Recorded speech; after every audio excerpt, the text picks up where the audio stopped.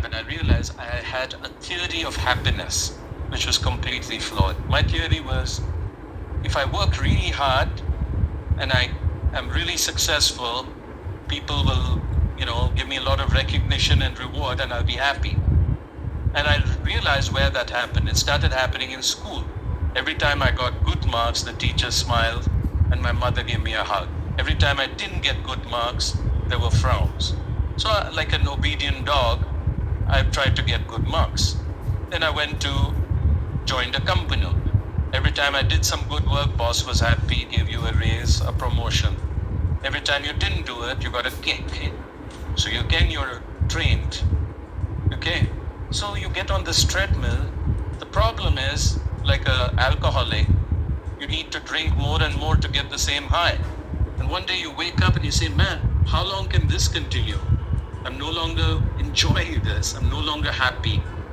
So I spent 10 years reading about the literature from different religious faiths. I went through counseling to understand this issue of happiness. First of all, happiness has nothing to do with success or achievement or what you have in your life.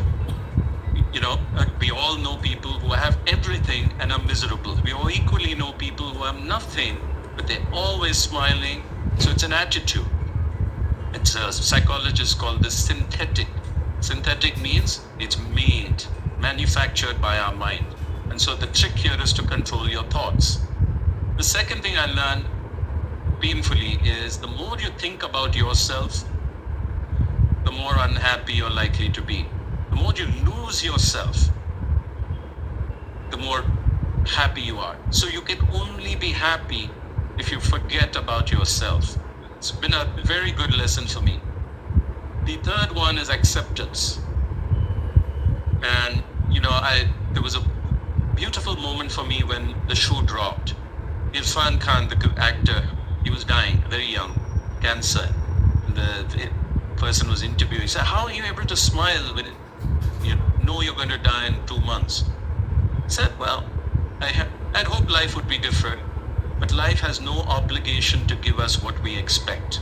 And then I put that with Dalai Lama, who said, happiness comes from liking what we have rather than having what we like.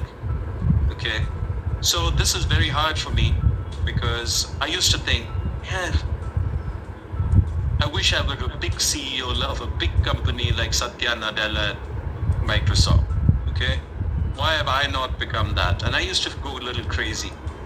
And then I realized, life has not turned out too badly for me. So let's be grateful for that and enjoy that. So cultivating this acceptance is very, very important. And the final piece around happiness is relationships.